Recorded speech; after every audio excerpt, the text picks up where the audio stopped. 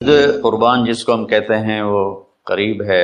یہ ابراہیم علیہ الصلاۃ والسلام کی سنت ہے اور میرے نبی نے اس کو زندہ کیا۔ بیچ کے زمانوں میں یہ نہیں تھی، اس کو میرے نبی پاک صلی اللہ علیہ وسلم نے زندہ فرمایا، اور آپ اپنے عید کے موقع پر 2 جانور ذبح فرماتے تھے، 2 دمبے، ایک امت کے لیے اور ایک اپنے لیے۔ سبحان، ایک امت کے لیے، ایک اپنے لیے۔ ابراہیم علیہ السلام سے یہ سلسلہ کیسے شروع ہوا؟ ابراہیم علیہ السلام کو جب آگ میں ڈالا گیا اور اللہ تعالیٰ نے ان کو آگ سے زندہ سلامت باہر نکالا، پھر انہوں نے ہجرت فرمائی اور مصر گئے۔ مصر کا جو بادشاہ تھا وہ ہر آنے والی عورت کو زبردستی ایک رات اپنے کمرے میں رکھتا تھا، تو اس نے حضرت سارہ علیہ السلام کو بھی قبضہ کر کے اپنے کمرے میں رکھا۔ جو ہی ہاتھ بڑھاتا اس کا ہاتھ سوکھ جاتا، پیچھے کرتا تو ٹھیک ہو جاتا، پھر ایسے ہاتھ بڑھاتا سوکھ جاتا، پھر پیچھے کرتا ٹھیک ہو جاتا، پھر ایسے ہاتھ بڑھایا سوکھ گیا، پھر پیچھے کیا ٹھیک ہو گیا۔ تو اس نے کہا یہ تو کوئی اور ہی بات ہے، تو اس نے اپنی بیٹی حضرت ہاجرہ وہ ان ابراہیم علیہ السلام کے نکاح میں دے دی۔ ابراہیم علیہ السلام اس وقت 70 سے اوپر جا چکے تھے اور حضرت ہاجرہ 22 سال کی تھی۔ یہ 3 افراد کا قافلہ ہجرت کر کے فلسطین پہنچا، اور ابراہیم علیہ السلام کی عمر گزر گئی۔ رب حب لی من الصالحین، یا اللہ کوئی نیک بچہ دے، یا اللہ کوئی نیک بچہ دے۔ کچھ تقریباً 84 سال کی عمر میں اللہ تعالیٰ نے حضرت ہاجرہ سے بیٹا دیا، سارہ کی بجائے ہاجرہ سے بیٹا دیا۔ حضرت اللہ کی حکمت تھی، اللہ بھی یہی چاہ رہے تھے، تو حضرت کہنے کہ اس بچے کو مجھ سے دور کرو، اس بچے کو مجھ سے دور کرو، میں دیکھ نہیں سکتی۔ تو جبریل آئے کہ اللہ تعالیٰ بھی فرما رہے ہیں کہ اسے یہاں سے دور کرو۔ کہ کہاں لے جاؤں؟ کہ یہ ہم بتائیں گے کہاں لے جانا ہے۔ تو جبریل انسانی شکل میں اونٹ پہ سوار ہو کر تشریف لائے، اور پیچھے ابراہیم علیہ السلام اپنی اونٹنی پر، بچہ بیگم، اور آگے جبریل رہبر کے طور پر۔ فلسطین سرسبز ہے، کہیں خشک ہے لیکن پانی ہے، اچھی آبادی ہے۔ چلتے چلتے چلتے چلتے 1 مہینہ کا سفر کرنے کے بعد جب وہ علاقہ شروع ہوا جہاں کالے پہاڑ، پتھر، کوئی پتا نہیں سبزے کا، کوئی نشان نہیں پانی کا، وہاں سے چلتے چلتے چلتے 4 پہاڑوں کے اندر ایک وادی سی آئی۔ جب وہاں پہنچے تو جبریل کہنے لگے اللہ کے نبی یہاں ہاجرہ اور اسماعیل کو چھوڑ دے۔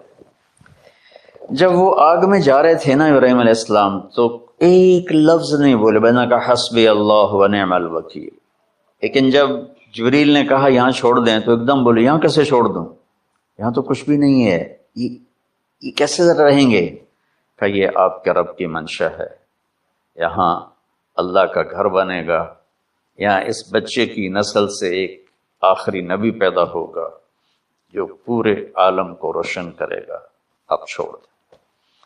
تو وہ وہاں 3 دن رہے، ان کے لیے ایک چھپر سا بنایا لکڑیاں کاٹ کے، یا 2 دن رہے یا 1 دن، یہ تو کوئی تحقیق کوئی نہیں ہے، لیکن ایک چھپر سا ان کو بنا کے دیا ایسے، یعنی اس ایک اوپر لکڑیوں کی چھاؤں کر دی اور نیچے ایسے بانس سے گاڑ دیے اور چل پڑے۔ تو حضرت ہاجرہ فرمانے لگے آپ کہاں جا رہے ہیں؟ اتنا بڑا امتحان تھا کہ جواب نہیں دینا، بس چپ کر کے چلو۔ انہوں نے پھر پوچھا آپ مجھے چھوڑ کے کیوں جا رہے ہیں؟ آگے سے خاموشی۔ چلتے چلتے 3 میل تک وہ اس طرح چلی۔ جب وہ کدئی پہنچی تو اس وقت ان کو خیال آیا یہ اللہ کے نبی ہیں، کہیں ان کو اللہ نے نہ کہا۔ تو ان کا اللہ امرک، کیا آپ کو اللہ نے کہا کہ مجھے چھوڑ دیں؟ کہنے لگے ہاں یوں کیا. ایک دم ایک نئی ہاجرہ نے جنم لیا. اذن یوں گردن اذن لن یضیعنا اللہ، جاؤ پھر میرا اللہ مجھے ضائع نہیں کرے. ابراہیم علیہ السلام بوجھل دل کے ساتھ پیدل چل رہے تھے، دونوں میاں بیوی اونٹنی پہ سوار ہوئے، اور وہ اپنے بچے کو گود میں لے کر ایسے کھڑی ان کو دیکھ رہے تھے. یہ کوئی مہینے کے لیے نہیں جا رہے تھے، پتہ نہیں ہے کب واپس آئیں. اج دے بچھڑے قد ملن گے، جانے رب رحمان. دیکھتی رہیں.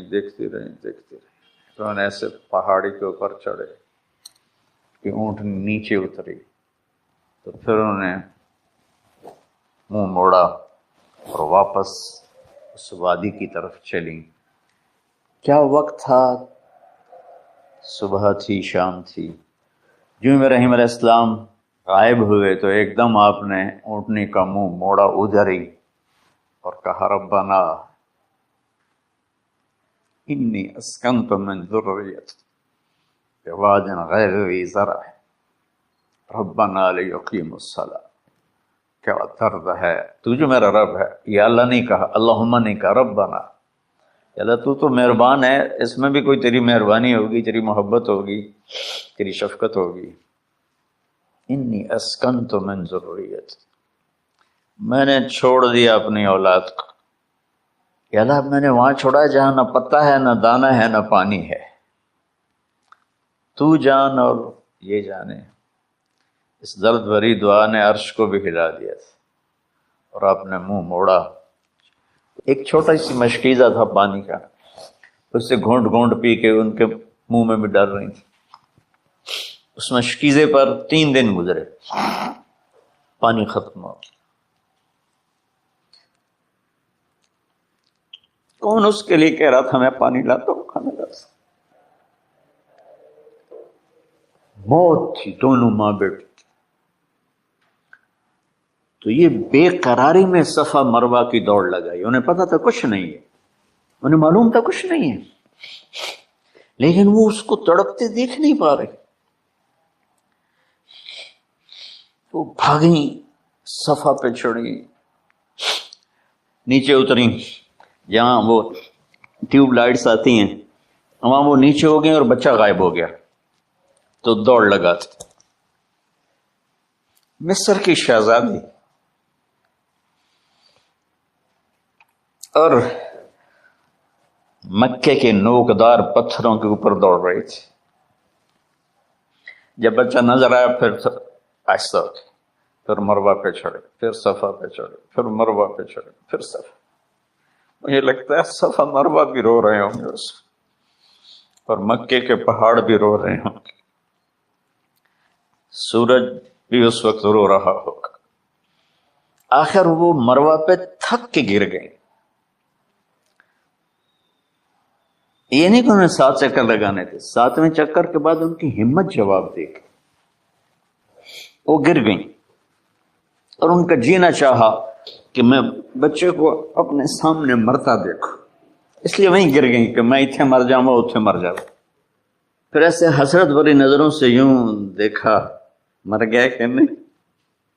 تو وہاں ایک آدمی کھڑا تھا. پھر مردہ جسم میں پھر جان آ گئی. پھر انہوں نے اپنے آپ کو اٹھایا اور دوڑ لگائی. پہنچی تو آدمی غائب تھا، ایڑیوں سے پانی نکل رہا تھا. کوئی ابراہیم کا گلہ نہیں، شکوہ نہیں. 7 چکر اور تڑپ اور درد، اس کے بعد پانی کیوں نکالا؟ پہلے کیوں نہیں نکالا؟ عشق کا راستہ ہی ہے. دیکھا تو پانی ابل رہا ہے، ابل رہا ہے، ابل رہا ہے، فوارے مار رہا ہے. تو اس وقت عبرانی لینگویج تھی، تو ان کا زمزم زمزم، ٹھہر جا ٹھہر جا ٹھہر جا. وہ نیچے زور، اللہ کو بھی یہی منظور تھا، وہ نیچے زور. میرے نبی نے فرمایا اگر میری ماں زمزم نہ کہتی تو پورے عرب کو یہ پانی سیراب کر دیتا. جتنا اونچا بنانا ہو بلڈنگ، اتنی گہری بنیاد. اس ماں بیٹے سے محمد مصطفیٰ نے آنا ہے تو پھر بنیاد تو گہری ہوگی نا. 1 سال کے بعد اجازت ملی، جاؤ مل کے آؤ. 1 سال کے بعد اونٹنی کا سر نظر آیا. تو دل اچھل کے آسمان کو جا لگا کہ میری آنکھوں کی ٹھنڈک آ گئی، میرے سر کا سایہ آ گیا، میرے بیٹے کی چھاؤں آیا. وہ اونٹنی بٹھائی، کہا تشریف لائیے. کہنے کہ اترنے کا حکم نہیں ہے، صرف ملاقات. نہ آتے، صبر آیا ہوا تھا، صبر توڑ کے پھر جا رہے ہیں. اف نہیں کی، آہ نہ کر لبوں کو سی. کہنے لگی اچھا بچہ گود میں دے دوں گا، سینے سے لگا پیار کی. بہتے آنسو بچے کے رخسار پہ گرے. بچوں کو پتہ نہیں کون. کہنے لگی اجازت ہے آپ کا سر دھو دوں، منہ دھو دوں، پاؤں دھو دوں، ہاتھ دھو دوں؟ یہ پانی پاک ملا ہے. ٹھیک ہے. فلما بلغ معه السعي، بھاگنے دوڑنے لگا، دل میں اتر گیا، نظروں کو بھا گیا، تو خواب آنے شروع ہوئے. قیمتی چیز قربان کرو، جانے کتنی بکریاں قربان کر دیں. پھر خواب آیا قیمتی چیز قربان کرو، پھر گائے قربان کر دیں، عدد مجھے یاد نہیں ہے.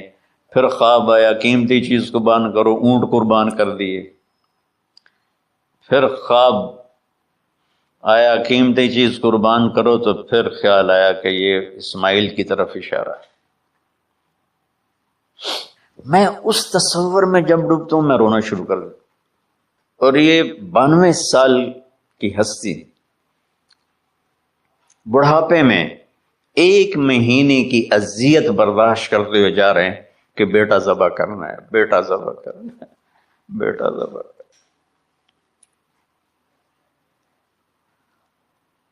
تو وہاں پہنچے تو اب اسماعیل نے جانا ہے کہ یہ ہیں میرے ابا. وہ کیسے لپٹے ہوں گے، کیسے چوما ہوگا، کیسے پیار کیا ہوگا. لیکن کہا کہ بچوں کو تیار کرو، میں اس کو سیر کرانے لے جا رہا. بڑی خوش ہوئی ماں بھی، بچہ بھی اچھل رہا ہے. اور لے کے پہنچے جمرہ کبریٰ پر، وہ جو شیطان کو 3 جگہ مارتے ہیں، تو آخری جگہ وہاں اس وقت ایک تنگ سی جگہ تھی پہاڑوں میں گھری ہوئی. وہاں پہنچے. یا بنی انی، کوئی شک شبہ والی بات، ارا فی المنام انی اذبحک، میں نے تمہیں ذبح کرنا ہی ہے. انی میں نے تمہیں ذبح کرنا ہے. فانظر ماذا ترى، تیری رائے کیا ہے؟ قربان جاؤں اس ماں پہ جس نے 7-8 سال کے کو کیا ترتیب، کیا تربیت دی. یا ابت افعل ما تؤمر، ابا جی، بابا جی آپ کریں نا، دیر کیوں کر رہے ہیں. ستجدنی انشاء اللہ من الصابرین، آپ دیکھیں گے میں آپ کی آزمائش پہ پورا اتروں گا، اور اللہ کی آزمائش پر بھی پورا اتروں گا. پھر معصوم ذہن ادھر چلا گیا ماں کی طرف. کہنے لگے ہاں یہ بات تو ہے کہ میری ماں کو بڑی تکلیف ہوگی، تو اس لیے نا اپنا کرتا اتارا. کہا بابا جی یہ کرتا آپ میری ماں کو دے دیں، تو جب مجھے یاد کرے گی میرا کرتا دیکھ لے. اور آپ نے مجھے یہیں دفن کرنا ہے، ادھر نہیں لے جانا. اور آپ بھی احتیاط کریں، مجھے الٹا الٹائیں، طلّہ للجبین، میرا سر زمین پہ لگا ہے، گردن نہیں، تاکہ آپ کو تکلیف نہ ہو مجھے دیکھ. جیسے ابراہیم علیہ السلام کا تصور کر کے میری چیخیں نکلی کہ انہوں نے جب ان کی کمر پہ گوڈا رکھا ہوگا یوں کر کے، ہاتھ باندھے، پاؤں باندھے، تو سر کے بال یوں اٹھا کے یہاں لائے ہوں گے سر کو، اور چھری یہاں رکھی ہوگی، کیا کیفیت. تو یوں آسمان کو دیکھ کہ یا اللہ کیا تم مجھ سے ناراض ہو گیا کہ میرے دل میں اسماعیل زیادہ اتر گیا ہے. یا اللہ ایسا کبھی نہیں. یا اللہ، یا میرا کوئی امتحان تو لے رہا ہے، یا اللہ تیرے اوپر سب کچھ قربان ہے. اور یوں چلائی، اور اللہ تعالیٰ نے چھری کی کیا حیثیت ہے، اس نے چلنے سے انکار کر دیا. پھر چلائے، پھر چلائے. بازی کتابوں میں ہے تو صحیح، لیکن روایت کی کتنی حیثیت ہو تو مجھے نہیں پتا، لیکن چونکہ یہ ایک تاریخی چیز ہے کہی جا سکتی ہے۔ گئے اور چھری کو تیز کیا پتھر پر، تیز کر کے جب وائن اور بال پکڑے، آسمان کے فرشتے 2 دفعہ روئے ہیں انسانی تاریخ میں، آسمان کے فرشتے 2 دفعہ روئے ہیں انسانی تاریخ میں۔ ایک جب ابراہیم علیہ السلام نے ان کی کمر پہ اپنا گھٹنا رکھا کہ سر کے بال پکڑ اور چھری پکڑ کے یہ کہا یا اللہ تم مجھ سے ناراض ہو، تو آسمان کے فرشتوں کی چیخیں نکل۔ اور ایک جب اللہ کے نبی کو طائف میں پتھر پڑے کہ اللہ من یشکو الیک ضعف قوت، تو آسمان کے فرشتوں کی چیخیں نکل جب ہمارے نبی کو طائف والوں نے مارا اس پر۔ یہ 2 دفعہ آسمان کے سب فرشتے روئے۔ تو پھر اللہ نے کہا بس، نادیناہ ان یا ابراہیم قد صدقت الرؤیا انا کذلک نجزی المحسنین۔ ابراہیم تو پاس ہو گیا ہے، چھری چل گئی، اور آنکھوں پر تو پٹی تھی، چھری چل گئی، پٹی کھولی تو سامنے کبش تھا، تنبا اور اسماعیل اور جبریل کھڑے ہوئے تھے۔ اس جانور کی قربانی ایک علامت ہے، اس قربانی سے ایک پیغام ہے کہ اپنے غلط جذبات کو اللہ پر قربان کر۔ ہم سے اللہ نہیں کہہ رہا بچے قربان کرو، ہم سے کہہ رہا غلط جذبات قربان کرو، اپنے جذبات کو دبا دو جو تمہیں اللہ اس کے رسول سے دور کرتے ہیں، ان پر چھری چلو۔ جو اللہ اس کا محبوب کہتا ہے ان کو کرنے کے لیے بھی اپنے جذبات پہ چھری